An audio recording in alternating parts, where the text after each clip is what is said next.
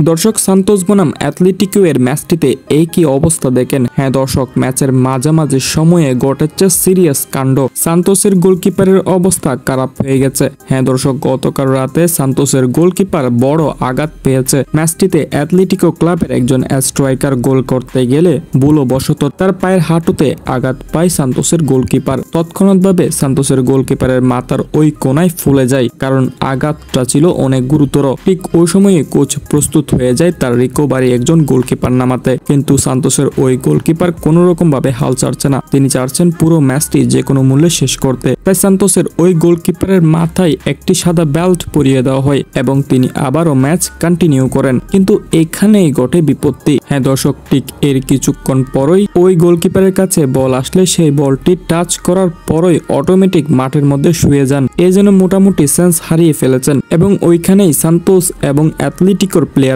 এসে তাকে জোরে জোরে বাতাস দেয়, কারণ সবাই অনুভব করে ফেলেছে বিষয়টা এখন সিরিয়াস পর্যায়ে চলে গেছে, কারণ এটি ছিল মাথার আঘাত। এরপরই আর কোনো কথা নয়, সোজা নিয়ে আসলো অ্যাম্বুলেন্স এবং তাকে স্টেনে করে অ্যাম্বুলেন্সে তোলা হয়েছে। এরপরই তাকে সোজা অ্যাম্বুলেন্সে করে নিয়ে যাওয়া হয় হাসপাতালে, কারণ তাকে আর এখানে রাখা যাবে না। বিষয়টা যখন সিরিয়াস তখন তার ট্রিটমেন্ট অনেক বেশি জরুরি এবং এরপরই সান্তোসের গোলকিপার হিসেবে আরো একজন প্লেয়ার রিকভারি হিসেবে নামায়। দর্শক, প্রথম শুরুতেই যদি সান্তোসের গোলকিপার নেমে যেত তাহলে হয়তো এত গুরুতর হতো না, কিন্তু ওই গোলকিপার প্রথম শুরুতে আঘাত পাওয়ার পরও মাঠ ছাড়েননি। তার আত্মবিশ্বাসটা ছিল যে তিনি পুরো ম্যাচ খেলতে পারবেন, কিন্তু দুর্ভাগ্যবশত তা আর হলো না।